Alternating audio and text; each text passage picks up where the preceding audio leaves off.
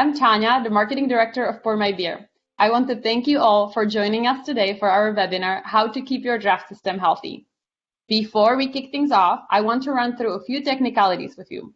First and foremost, we've enabled the live chat function on the right side of your screen, so feel free to communicate with us or with each other over there. If you would like to test the chat now, simply let us know where you are joining from. I'm based in Colorado, but since I'm visiting our investors from Coca-Cola Euro Pacific Partners, I'm currently in Spain, enjoying some heat waves and lots of soda while we work on an exciting new project. Be sure to keep an eye out for this project in upcoming months. Now, since the chat can get busy very quickly, we have a separate section specifically dedicated for questions you might have for our rockstar speaker. While we will not get through all of them during this live session, we will make sure to answer all of them later and share the answers with you via webpage and email. Feel free to post questions in the Q&A section at any point during this event, and our amazing marketing assistant, Haley, will choose a couple of favorites at the end of each panel. Hello, Haley. Where are you tuning in from today? Hi, Tanya. I'm tuning in from Philadelphia. Thank you all for joining us today. Be sure to let us know how you're doing in the chat. Wonderful. Thanks so much, Haley. Now, let's take a look at who we have partnered up with for our webinar today. Since PourMyBeer came to life in 2015, we have been working side by side with Micro Matic to ensure our customers have everything they need to get their beverage walls up and running. Over the past 6 years, we have brought over 300 locations to life all over the United States. And in 2022, we've installed 1,974 taps and completed 70 projects together. Before I invite our wonderful speaker and friend, David Green from Micro Matic, I just wanted to let you know that if you have any internet troubles during this live session, no need to worry, as the recording of the webinar will be available next week. We'll share the entire session with you via email once we are done editing it. Or if you want to access the webinar 2 days earlier, we will be posting it in our new Facebook group called Trending Hospitality Industry News and Updates. So make sure to join in there and you can get the access earlier. Now, let me introduce you to David Green from Micro Matic. Dave is very experienced Dispense Division Trainer.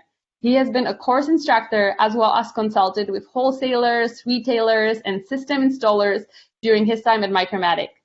David brings a wealth of knowledge and his passion for draft beer quality into the classroom. You are about to experience this on your own. Hi, Dave. How are you? Hi, good. Good afternoon. Thanks.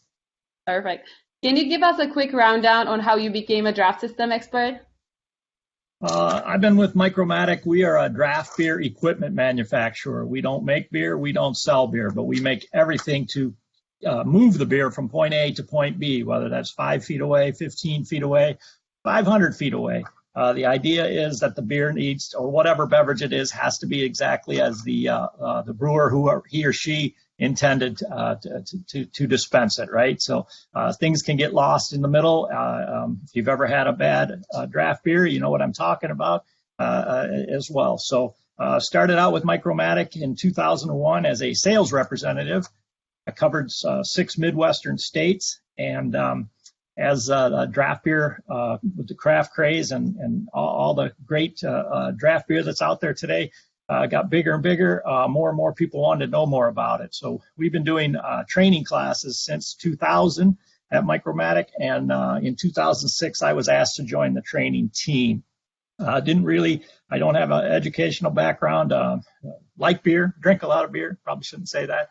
But my company felt they had a good handle on what we were doing, and we were getting a lot of people coming to us asking for training to make this very profitable, very good quality products, and we can help with that. So that's kind of where I've been, kind of just emerged into it, and been teaching about draft training classes for 16 or so years now. Love it every day.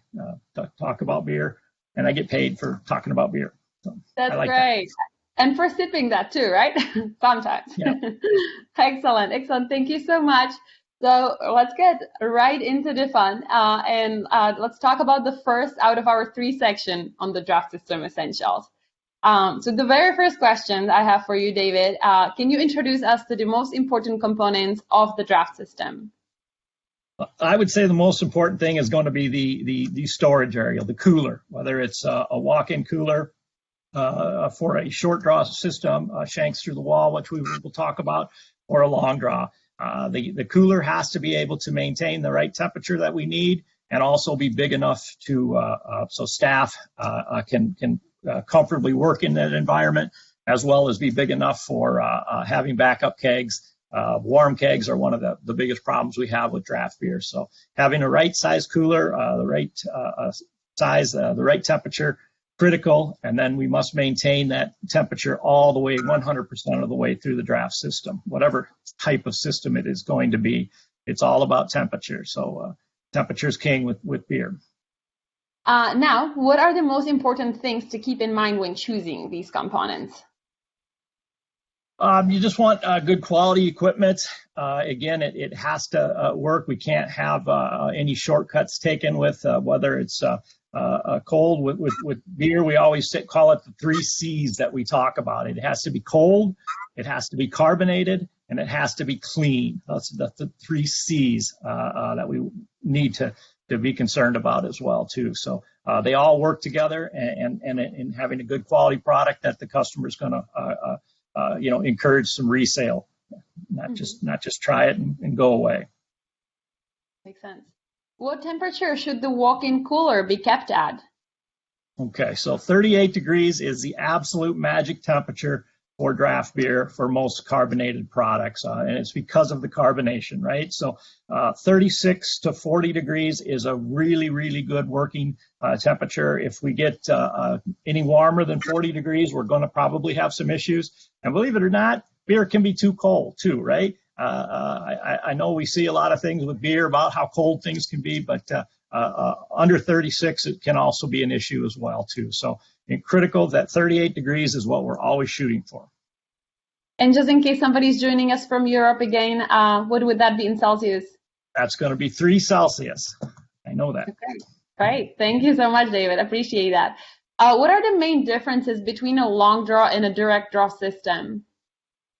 Generally, a long draw is going to be where the cooler is somewhere else, right? They don't have room in the building. The building wasn't built with the cooler right in the middle of the bar area, if you will. Long draws have more equipment. They can be more expensive on the initial startup as well. And also there's a lot of beer in between the kegs and the faucet that we have to maintain 24/7 with that. Long draws can be great because, again, the cooler's somewhere else. It's not taking up valuable real estate in the bar or in the restaurant to be able to do that.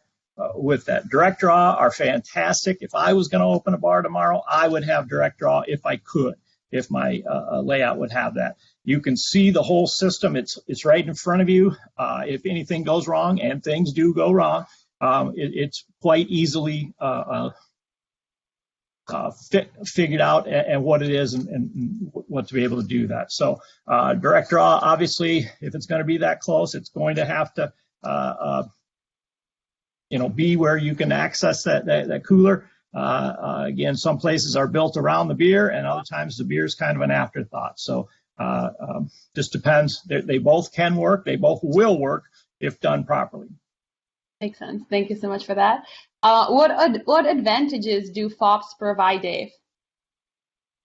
So a fob, FOB, keg saver, foam buster, everything that we'll talk about has 10 names, right? People call these different things, even in the States, different things. Sometimes it's geographical, sometimes it's whatever. But a fob stands for foam on beer, froth on beer as well. What it does is it simply shuts a line down when a keg empties. At some point, the keg is going to get empty to be able to do that. So it's important on these PourMyBeer. The fob is a must-have. You must have that. Also, when a keg empties, if you don't have a fob, the flow meters will keep charging the customer money. If the meter spins, then someone owes money. So it's important that when a keg or whatever the package the liquid's in does empty at some point, we need to shut that down to stop the flow of the liquid, as well as on a long draw system, there can be a significant amount of beer in the lines when the keg is empty. So this would save that liquid to be sold once a new keg is tapped. Yeah, critical that they're on these self-pour systems. That's very true, and this is great to stretch in front of those that are about to join PourMyBeer family and are not family members just yet. That fobs are definitely 100% mandatory for self-pour setup. All right, Dave, Yeah, here goes. Go ahead.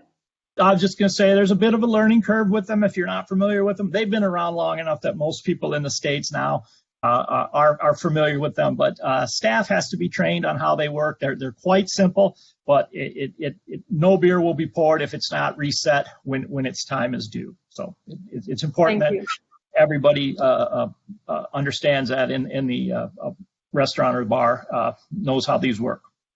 Thank you for that detail, Dave. I appreciate that. Now, what are flow meters and what's their role in the self-pour system? The flow meter is what's going to measure the amount of liquid that goes through the beer line, through the product line, right? Whether it's beer, wine, or a cocktail or whatever.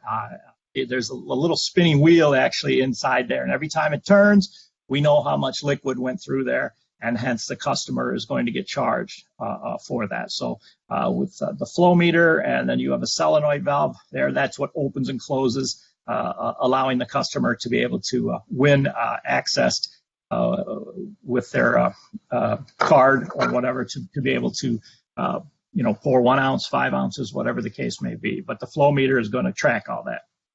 Very important to be in there. Excellent. Thank you so much, Dave. Here goes the last question of this section before we have Haley come on. So make sure to ask her any question in the Q&A section if you haven't done so yet. So Dave, which is the right gas to use for self-pour setup and why? So for a self-pour setup, we need to have a mixture of CO2 and nitrogen. We're going to use what's called a gas blender to create that. So we're taking two gases, CO2, which is already naturally in the beer. Nitrogen is another inert gas that has no flavor, no odor, no color, no taste. It doesn't make that. It actually can push the product for us as well at long distances if we need to be, as well as the gas blender can help when we have cooler fluctuations. If someone leaves the door open, if we're getting, unfortunately, maybe have food products in there and the cooler temperature will fluctuate. So it's perfect. We don't want the gas to be too much to overcarbonate the beer, and we don't want it too little to have a flat beer. If you've ever had a soda, a 2-liter bottle of soda that got flat, that's because we don't want that to happen with the keg, right? So the last glass of beer should be as good as the first glass of beer, and that's part of our carbonation. So the gas, the right gas and the right recipe, if you will, it needs to be maintained on that keg from the start to the finish. Okay, great.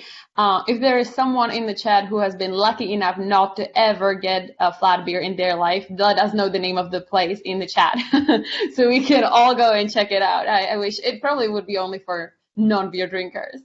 But anyway, terrific. Thank you so much for all that detail, Dave. Before we hop into our second section of this webinar, let's have Haley come up to ask her 2 favorite questions from the crowd. Hi, David. A couple of questions for you. Lars asked, what is the best solution to serve warmer stout? So 38 degrees, as we mentioned earlier, is the key number, but people do want, some beers will taste better, will be better but the warmer they get, but we still have to get it into the glass, right? So we have to keep it together. It's like if you've ever had a warm beer or somebody shook up a can of beer or a can of soda or something, and you opened it, right? That gas is going to come out of solution. So we do serve beer at warmer temperatures in certain restaurants and places that want that. Certain beer styles will be better at a 42, 46 degrees. If anybody's ever had a cask conditioned product, right? They're 50, 52 degrees. But things have to be done to do that. So if you have 10 beers on tap, 12 beers on tap, are you going to make your cooler 50 degrees for that one beer and then have the other 11 suffer? Not a good idea. Things can be done. We can certainly do it. Places do it. I know a place in Washington, D.C. that has 3 different walk-in coolers because they have 3 different temperatures that they like to have it. Some 38 degrees, some 40, and then some at the 50 degree Fahrenheit range as well too. So you can't magically make it happen. It can be done. It's easy, not easy to do, but it can be done. But it doesn't just magically happen. You have to do, for every action, there's a reaction, right? If you're going to warm a beer up, you have to do other things to it. I wish we had more time today to get into that, but we really don't. But I'd be happy to discuss that with anybody at any time down the road. Awesome. Thank you so much. I'll also just mention that Micro Matic is providing excellent on-site trainings where they really go down in detail. So those are some great that's a great resource to visit. Absolutely. Great. And my second question, Rick asked, how do you empty a line when in between kegs? The self-pour system and fobs don't allow you to do this, so you have to leave water in the line, and on a remote system, it will freeze. So yes, he is correct. If you were to leave water on a remote system, it certainly could freeze in the line as well. I am not the expert on the PourMyBeer side of the equipment. I'll get it to there, but I'm not exactly sure what he means by doing that. We can certainly tap another keg. We can tap a new keg. Some people do want a flush of water. If they're switching from one style to another style, a keg empties, and they're going to put something else on, they can flush water through that. There are some cleaning cans that are used quite easily at a lot of places where we could give it a little rinse in between normal cleaning and then have the next IPA, or whatever the flavor of it is coming through there. If it's the same product being retapped, again, the new beer is simply going to push the old beer through the system. The customer can also, sell that as well too. So we don't want to be wasting any product at all. So I'm not exactly sure on the changing the kegs. I'll have to let my PourMyBeer friends answer those questions. And the technical team of PourMyBeer will be very happy to answer that on our page in the Q&A. So we'll make sure we'll tackle it and our team can handle that. Thank you so much for these awesome questions. These are some great questions from the crowd and definitely great answers, David. Appreciate it.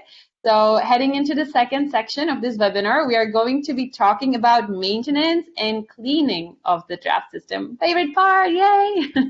Although these tasks can be tedious, they're very vital to run a successful business. So without further ado, let's head into this first question. And that is, Dave, what are some of the things that you must do on daily, weekly, and bi-weekly basis to keep your taps running properly? Daily, I think it would just be good to, kind of as the picture is showing here, if we wipe these down, keep it all nice and clean on a nightly basis. Depending on the beer type or style, these faucets can get quite dirty in between when we're going to be cleaning every 2 weeks, which is a normal cleaning cycle that should be anyways. So we would want to be able to do that. There's a lot of brushes out there. Little faucet brushes that can be put in at night on close down, and it kind of gives it a little scrub. There are places that will have like a little condiment bottle and get a squirt of club soda or even just any water.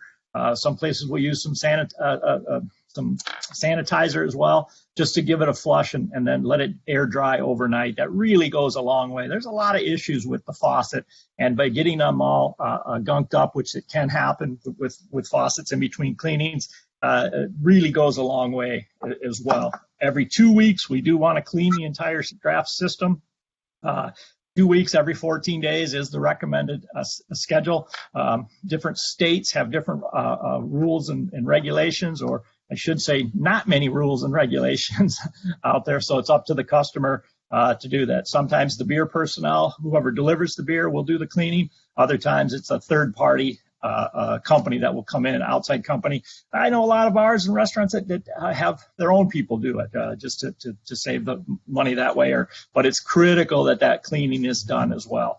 Also daily, we would probably want to be checking the temperatures. Our number one tool in the draft business is going to be a thermometer of some type. I got a couple different ones here as well. We need a thermometer. We need to make sure it works, and that's going to be critical to our thing. So also, I always feel like it's important that somebody at the bar or restaurant be in charge of the gas, the CO2, the nitrogen that we talked briefly about. What happens is this gets forgotten about. My oldest saying is no gas means no beer. And if you run out of gas, you could have 20 kegs there waiting for a big weekend or Tuesday night. I don't care. If you run out of gas or it's turned off or somebody's done something to it, important that somebody be responsible for the gas. And again, I'm not saying we have to look at this every single day, but for sure weekly as well. Excellent. Great. When I was chatting with you previously, before this webinar, I heard a few horror stories. So I wanted you to share some of these because to me, they definitely grabbed my attention and I liked them. I enjoyed them. Well, this is a photo that was forwarded to me of a keg coupler. This is what's going to actually tap the barrel in the cooler. And trust me, this was not, it didn't get this dirty in 14 days, right? That this is something that's been neglected a long, long time.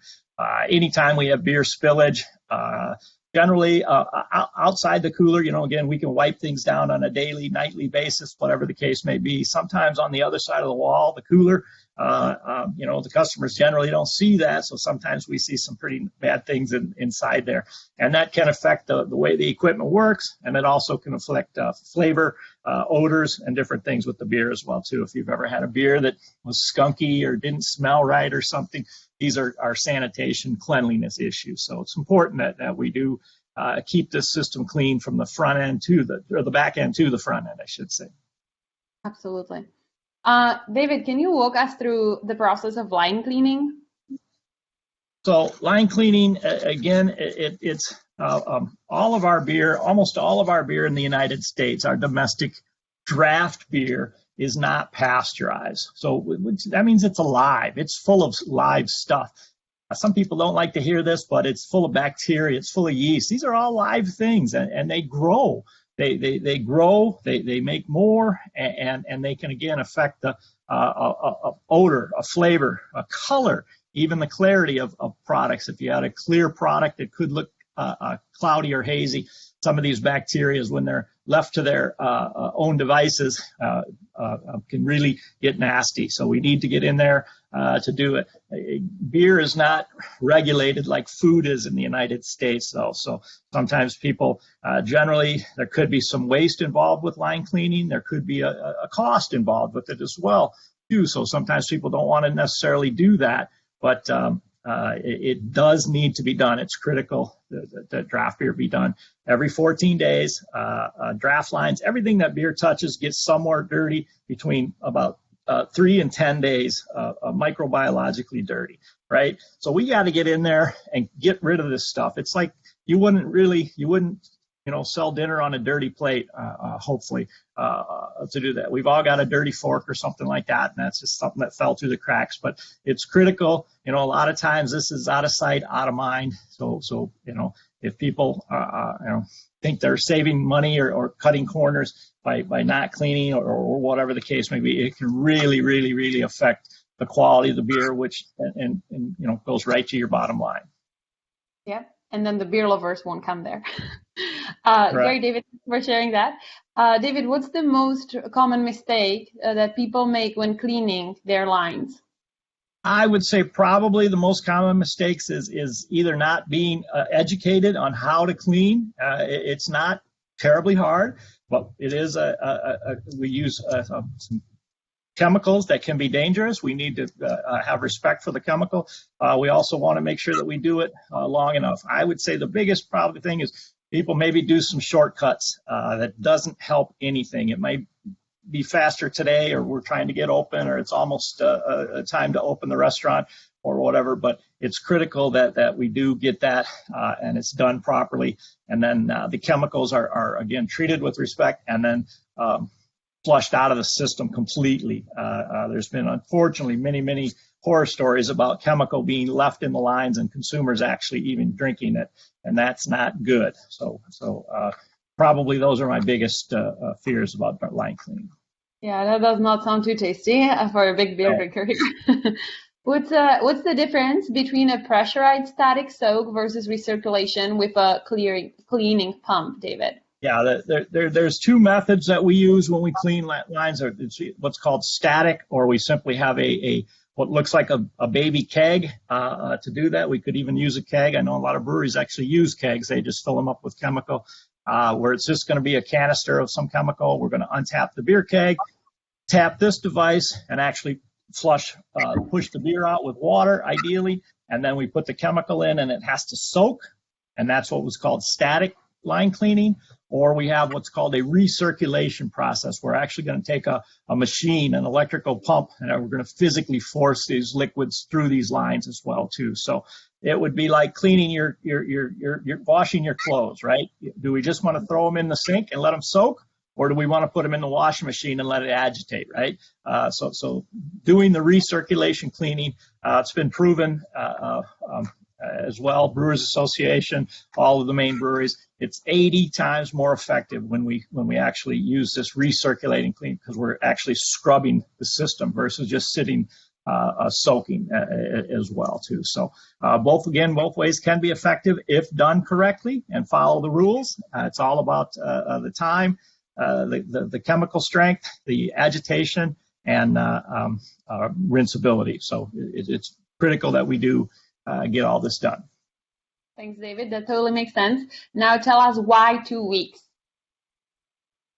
So everything that beer touches, I think I might have mentioned this earlier, forgive me, got ahead of myself, but beer lines, fobs, faucets, couplers, everything starts to get dirty. Remember, I said most of this beer that we have in the United States is not pasteurized, which means it's alive.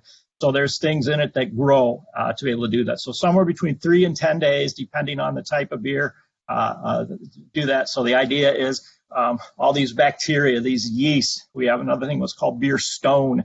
It's a calcium mineral that's natural to beer. None of this stuff is harmful to us. But again, if you've ever had a beer that was off, didn't taste right, didn't smell right, more than likely it's not a bad keg. I hear that quite a bit. Oh, I got a bad keg. I got a bad keg.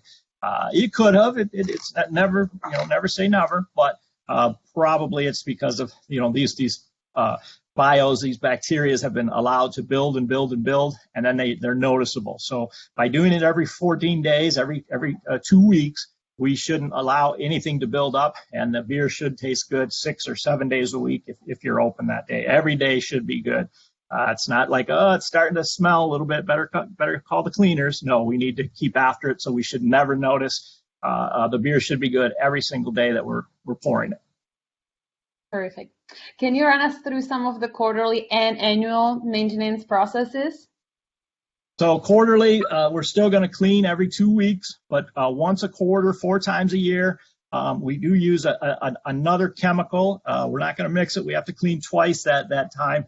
We're going to use an acid cleaner, and the acid takes care of the beer stone. I believe I mentioned that a little bit earlier, right? So this acid removes, dissolves this calcium deposit as well. So quarterly, we're going to do that only 4 times a year. So it's not a big deal. The calcium, the oxalate, it grows very slowly to be able to do that. So we need to get in and get that out of there as well too.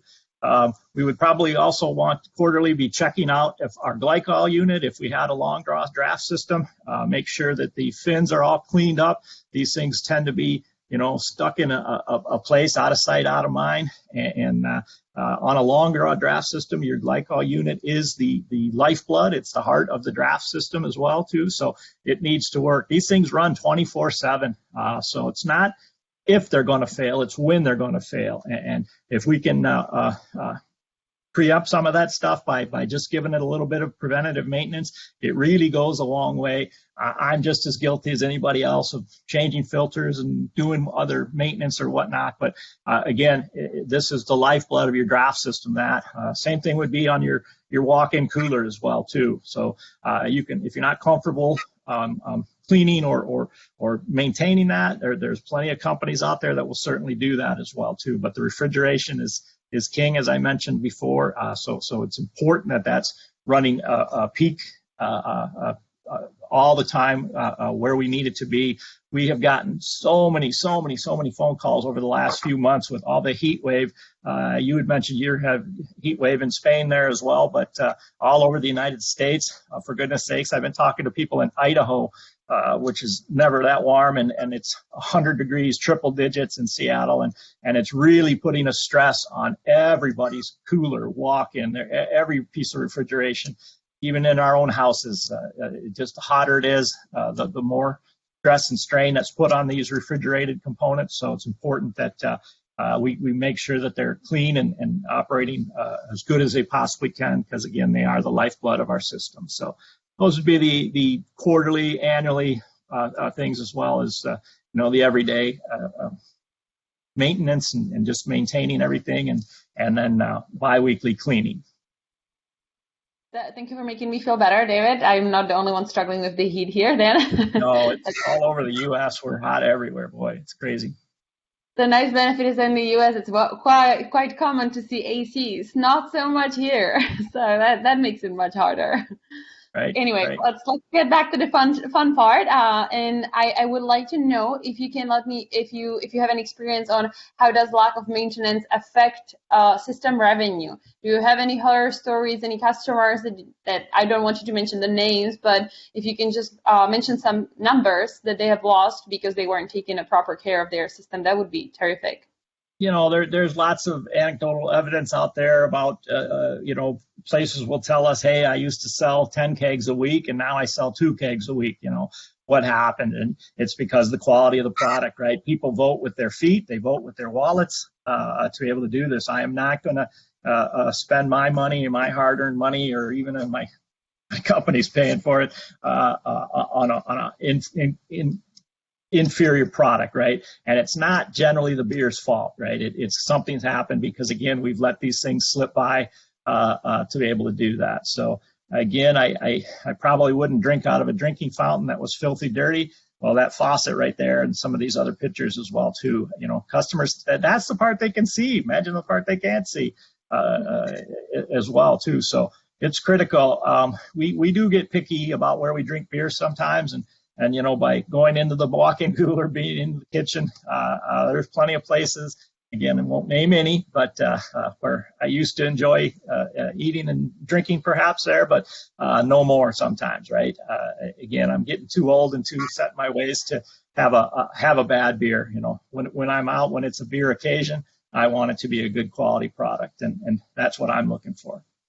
And I will tell a little secret to everybody attending. It's always good to have a draft system tech installers in your town or in your city because they'll tell you where to drink or where not. They know it's a good spot. So definitely Absolutely. Make friends. We appreciate having our friends at Micro Matic because we know where to go. Thanks for that. Okay, great. Moving on to the next question here, Dave. Do you use the same cleaning methods when serving different self-pour beverage? Pretty much the methods are going to be the same, the equipment that we would use for that. The only thing different at the moment that I can think of would be if you have wine keg wine on tap. Wine has different animals. It's a different animal than beer, right? Instead of the bile and the bacteria and the yeast, wine has tannins and some other things in it as well. So we do use a different chemical makeup for wine, but almost everything else, whether it's a cocktail or a kombucha or whatever, spirits, we're pretty much cleaning the same way. But I would say that, again, if you have a few of your faucets devoted to wine on tap, we want to make sure that we're cleaning those the right way. It's the same procedure, but we're going to use some different chemicals for wine that we would for almost anything else, though. Great. Thank you so much. What happens to the system if you use products that have chlorine in them? Chlorine is very, very damaging. People like to use it sometimes, put bleach down the drain if there's bugs or whatever. It'll sure get rid of them, but it also eats stainless steel. So anything in your system over time, not tomorrow, but it's going to deteriorate your stainless steel. Also on long draw systems as well, the tubing, the chlorine that might be in any cleaner or chemical that we're using can actually burn the inside of the tubing as well too, and making it easier for stuff lines to get dirtier as well too. So it's really important that we don't use any chlorine in the system. Again, damaging to the cleaning apparatus, because those are generally stainless steel as well too. So if I have chlorine in that, we get calls every once in a while that's one of our pieces of equipment may have failed. It turns out that it was the chlorine actually burned pinholes in it, and things can't seal then and stuff. So it's very important that we use the right chemicals in the right strength as well, and stay away from the chlorine, anything chlorine based. Okay. Now onto beer glasses. So when cleaning beer glasses, what are the common mistakes made when using the manual wash method? I think the manual wash method, it's great. It's fantastic when we do it and do it properly. So we have enough glassware on hand for our surges to do that. But what happens is sometimes people have the same soap and sanitizer, for a whole shift, and the soap simply wears out. The sanitizer can wear out too. It gets dirty, full of soils and lipstick and who knows what else as well too. On the manual brushes here, sometimes they get matted down. They do wear out from time to time. So we want to inspect those. We should, when we're done for the night, clean those off, let those dry for tomorrow's shift, and make sure we maintain our soap and sanitizer in the right lengths. Almost all of the commercial soaps and sanitizers sold come with pH test paper, and you can actually test the strength of it as well. We want to, I don't want to use too much, but I don't want to use too little as well too. And then the other thing I would say is these brushes are generally the same size, but perfect for a normal pint beer glass that we've all seen. But you have some glasses pictured there. A lot of these taller glasses, beautiful goblets and different things, if it's tall, the brushes might not be long enough to actually get in there and scrub it all away as well too. So it's important that we have the right brushes, keep them clean, and then make sure they're suitable for the glassware that we're using. Some of them, can cover a lot of ground, whether it was a tulip or a snifter or some smaller glass. But some of the taller, really beautiful glassware, the brushes might not be long enough to clean that as well. So. Fantastic. How often should you replace the brushes that you are using to clean glasses? I don't have it's going to depend on how much you use them, how many glasses you're going through as well. I couldn't give you an exact date, but you can tell when they're matted or worn down, or sometimes the bristles will even start falling out as well too. So you just want to make sure again that they're good. They're quite inexpensive, so it'd be good to have a spare set sitting in the back. Some of them you can just replace the brushes one at a time if you need to. Other times they're already set, and when they're done as well. So you just want to keep a good eye on that and make sure that they're in good shape to do what they're supposed to do. Right. How often should you check the strength of the sanitizer during the course of a night? I would say at least a couple of times if you can. On busier nights, the more solids, the more soil that's going to be transferred from the sink. Usually a 3-sink setup, maybe a 4-sink setup, but we're going to wash, we're going to rinse, and then we're going to sanitize, right? Well, we're carrying that rinse water over into the sanitizer, and it tends to get diluted if we're really busy, really fast doing that. So we want to make sure, again, we must have sanitation, right? We're reusing these glasses, whether it's COVID times or any times, we're reusing these glasses again and again to be able to do that. So we want to make sure that the sanitizer, and with your local health department, people have different rules in different states and stuff, but it's all published, and we want to make sure that, again, it's strong enough to do its job, and then hopefully we have enough glassware to be able to let it air dry. Once we've cleaned and washed this, those glasses should air dry. That's how the sanitizer works, is by contact time, right? So you'll see people wash, rinse, sanitize, and boom, pour a glass of beer. The sanitizer really didn't have time to do its job yet, right? So hopefully we have enough glassware. I hope you're busy all the time, but we need to have enough glassware, whether we're manually washing or automatic dishwashers, high temp, low temp dishwashers as well. all can be quite good, but again, we need to maintain them.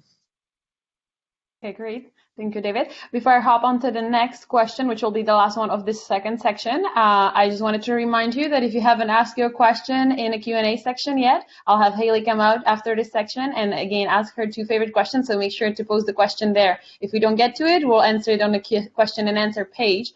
So post your questions regardless, okay?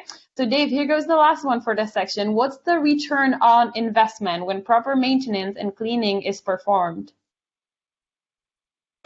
Again, hard to specifically nail that down, but you'll know because your customers keep purchasing more, right? And I'm not saying they're going to like every flavor that they always try, but once again, if it's skunky or flat or something like that, many articles been written, some case studies as well. We have some. I'd be happy to share those later. The Brewers Association as well. Many studies of by cleaning properly, cleaning more regularly, and that sales have benefited from that as well too. So just lots of good stories on that as well too. But again, based on your market, where you're at, what you're doing, what type of system you have. The return on investment, it does pay for itself tenfold. Oh, absolutely. Wonderful. Thank you so much here, Dave. Haley, can you pop up again to ask a couple of questions from our attendees? Yeah, so I have a couple of questions for you, David. The first is, are flow meters hardened against high concentration acid and caustic? So high concentration, again, we want to make sure we're using the right amount. You don't get a better clean. Yes. The answer is yes. They're made of materials that are perfectly suitable for anything that we're going to be generally cleaning with as well too. But high concentration, you don't get any benefit, so there's no real reason to do that. But again, I don't want to use too little chemical as well too. So it's important that we use the right amount of chemical. But no, excellent question. No, these things are built for with that in mind. Great. And the next question is, what is the best method for mitigating waste during cleaning? So generally, all the beer that's in the lines when we clean is going down the drain. Okay. Some places will capture it and cook with it, right? They can make a pasta with it. They can make bread or the Friday night fish fry batter, whatever.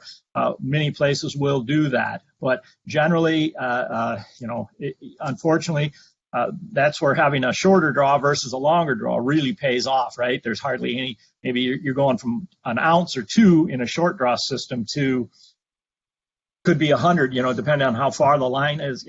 We have 300, 400, 500 foot systems sometimes, and that's quite a bit of beer in there, right? That folks are doing that. But I believe it is just the cost of doing business. We must clean to be able to do that. People are looking at doing stuff, trying to put beer back into the keg. It's not illegal. It's illegal in the United States to do that. In Europe, there are systems designed that they actually do push the beer backwards into the keg. When we clean and stuff like that. But here in the States, it's really not legal to put something back into an open container, if you will, to be able to do that. So unfortunately, we can catch it, we can cook with it, we can enjoy it ourselves, but generally what's in the lines when we come to clean, it's gone. Perfect. Great, thank you. Thanks for all the useful information, Dave. Appreciate it. And thank you so much, Haley, for asking the question. Now, last but not least, let's talk about troubleshooting common issues. The first question in this shortest section I have for you, Dave, is what's the most common issue that can arise with a draft system and how do you prevent it? So 90% of all draft issues are temperature related. Okay, they're temperature related. Generally too hot. Something's wrong. The keg got delivered late and we're tapping it too soon. A keg should not be tapped for 24 hours after it's delivered, right? And that again goes back to the size of my walk-in cooler. Do I have enough room for backup for my spares for my top selling products, right? To be able to do that. So many places we've gone into bars and restaurants and there's kegs sitting outside the cooler because there's simply no room in there, right? And then we want to be able to do that. So it's critical. to do that. So if we can keep that cooler cold, keep the glycol working properly as it's supposed to, and again, if you're not comfortable doing this, there are lots and lots of companies that will be happy to do some preventative maintenance as well, but to do that. So again, beer can be too cold too, right? So again, the refrigeration, sometimes it doesn't know when to stop, right? So I've heard many calls, again, with all this heat and everything, that the glycol is getting too cold, and then that can affect the beer as well too. So temperature, again, 90% of the issues. Next most common thing would be pressure, right? So again, we have too much gas, too little gas. We ran out of gas, right? So temperature and pressure are going to be the two main things. The last thing would be the hardware, and that's going to be our faucet. That's going to be our keg coupler, right? We want to make sure that these are in good, smooth operational order. We can use them, so staff is again trained on how to properly tap and untap. Probably the two most common tools that you should have would be a thermometer of some type and a beer wrench such as this, if anybody's seen such a thing. Called a beer wrench, a spanner wrench, a faucet wrench. Again, lots of different names. We want to snug things up, right? Things get loose. We can lose gas. We can lose beer as well too. So we want to make sure. Sometimes these coolers are pretty active environments, and things happen, and stuff's getting shuffled around quite a bit. So it's important. Things can get loose. It doesn't take much to really muck up a beer, a keg, or something to go wrong with it, right? So temperature, pressure, and cleanliness. So those are our main things. Okay, next. Dave, when the drink fluid is not pouring, what are the basic steps we should take to ensure we can fix it before calling for help? Again, let's go, and you'd be surprised at how many calls we get because the keg is empty, right? the keg is empty. It is. I'm sorry. Occasionally people will cross up a keg and tap the wrong one, and we think it's brand X and it's really brand Z, and this keg is empty and not. So again, some things like that. Again, when the coolers get really clustered and really tight working areas, sometimes these things can happen as well too. As with that, it also could be the fob, right? We talked a little bit briefly about that. If this fob has set, done what it's supposed to do, no beer comes through this line until someone comes and burps this or releases this, right? It actually takes 5 seconds. 5 seconds, that's all it takes. But if you don't know how, or your staff isn't trained, then no beer or no liquid goes through that particular line as well. So you could be down a faucet, or just something that literally takes 5 seconds to do. So it's important that again, that staff is tuned in and know how to fix these minor things. If it's something that's, things do go wrong, then there's always some experts you can call to come in, and we can recommend folks all over the place. We have great draft teams all over the country, and happy to help. Great, thank you, Dave. What to do if a beer is foamy? So again, 90% of the draft issues are caused by temperature, and the biggest thing is almost always foam. People are mad, right? Foam is waste. Foam is beer. Foam is generally 25% beer. So when you see foam going down the drain or whatever, that's money going down the drain, right? I don't know too many bars or restaurants that would take 25% of every steak and just cut it off and throw it away, right, to do this. So, and 90% of the issues are temperature related, meaning, again, we left the cooler door open, or the chef or the cook was in there. We're getting deliveries. There's something wrong with the glycol system as well. So foam almost always is a temperature related component. So if we can stay cold, again, we're going to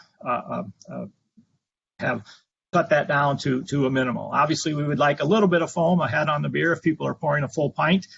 We generally use glasses because it's clear. We can see through it, right? We want to see how beautiful that beer is. Look at those great looking beers you got there to be able to do that. So that foam is also a controlled collar or a head on the beer. It actually brings the aromas and the flavors out of the liquid as well too, right? When that gas breaks out of solution, it brings all these aromas up to our noses, and the glassware can guide that as well too, to be able to do that. So generally foam is going to be temperature related. So I know I'm hammering on it, but temperature.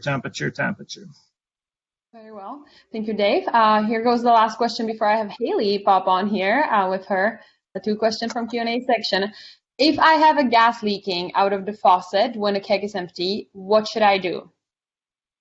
Ideally, when the keg empties, again, the fob is if the fob has done its job, you shouldn't hear anything coming out. But if it's not, then the fob has a cleaning position. Sometimes if staff inadvertently left it in the cleaning mode, if you will, then it's like it's not even there. And then the gas can simply keep cruising through, right? The gas wants out.